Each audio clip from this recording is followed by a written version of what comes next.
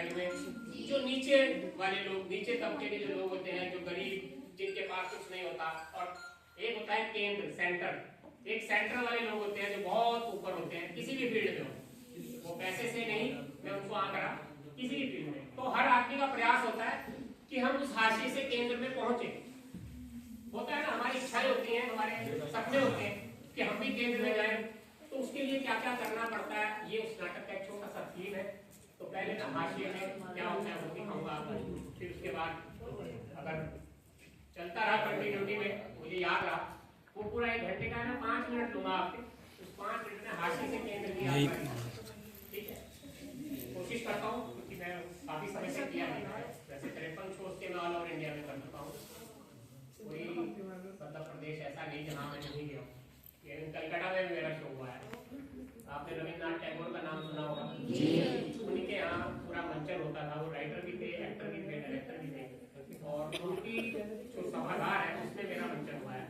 मैं वहाँ गया हूँ मेरे साथ, इसलिए जी मेरे साथ मुंबई गए थे जब, तो वहाँ भी 5 दिन के वर्कशॉप करके आए। तो वहाँ पर भी सारा इस तरह का सिखाया जाता है, सब चीजें जैसे कि मैं आपके पास आया हूँ या आपके गुरु आपको सिखाते हैं, वो सब चीजें वहाँ पर। तो उसी से रिलेटेड है, थोड़ा सा मैं करके दिखाने का प्रयास करूँगा।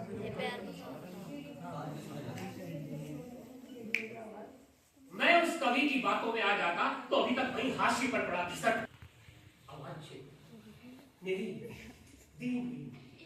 पर इतिहास इस तक कि समाज का एक बहुत बड़ा प्रतिशत हाशिए पर देखता हुआ मर जाता है। मैं उनमें से नहीं, समझे? खैर छोड़िए उस पुराने किस्से को, अब तो मैं केंद्र में हूं। हाशिए पर होने का समझ, हाशिए पर होने का अर्थ है दूसरों की आंखों से बरसते घृणा, अपेक्षा, नफरत के बाणों की लगातार हंसती आंख को झेलना। पर अब तो केंद्र में इसका उसका इतना अंधा हो जाता है कि उसे हाशिए पर खड़ा हर आदमी नाली में देखता हुआ कीड़ा और गटर में रहती गंदगी पर बैठा काकोच नजर आता है। अब हाशिए पर पड़े एकलव्य, हाँ, एकलव्य के दर्द को समझ जानते हैं उस बेचारे के साथ क्या हुआ, क्या कसूर था उसका, क्या गलती हुई थी उससे। यही ना कि उसने अपने आप को केंद्र में स्थापित करने का सपना देखा है। असहाय अनाथ को सपना देखने का भी अधिकार नहीं है क्या?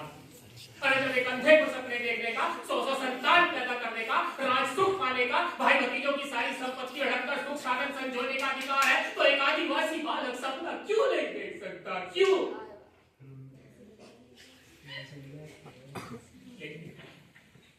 सदा से एक चलन रहा इस तथाकथित सभ्य मानव समाज का। वो कभी धर्म, कभी जाति, कभी कुल गोत्र और कभी काले गोरे प्यार लेकर सपने देखने वालों को मार मार कर भरा कर देता है। इस तरह से अपंग अभिशप्त कर देता है कि लेकिन आंखें फोड़ लेने से या आंखें निकाल लेने से सपना नहीं बनता। एक आदमी नहीं था, वो हाशिए पर देखता एक आदिवासी नहीं था, वो एक सपना है जो आज भी जिंदा है, बीते कल में भी जिंदा था और आने वाले कल में भी जिंदा है। आसपास बाहर भीतर वो निरंतर उठेगा, अपनी मट्टी से बार बार अंकुरित होगा और इस सतरंगी आकाश में उड़कर अपनी उड़ान, अपनी उठान आसमान के सीने में दर्ज करेगा। सारी बाधाओं, सारे बंधनों के बावजूद भी हाशिए पर उठते सपने फिर बार बार उठते, जीते मरते फिर बार बार उठते रहेंगे और इतिहास में स्वयं को स्थापित करेंगे।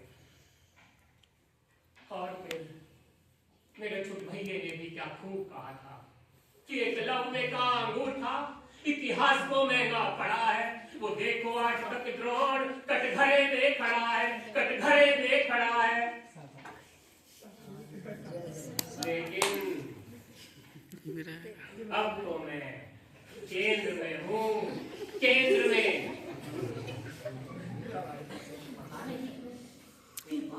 अतीत की तरफ मुंह करके बड़बड़ाने लगता।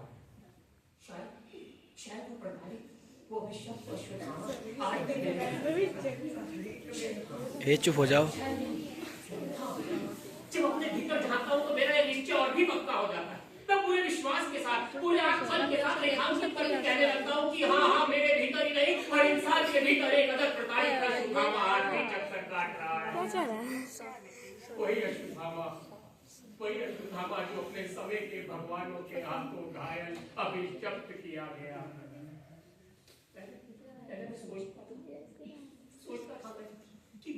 कोई जाति अपने गुरु पुत्र के साथ ऐसा कर सकती है?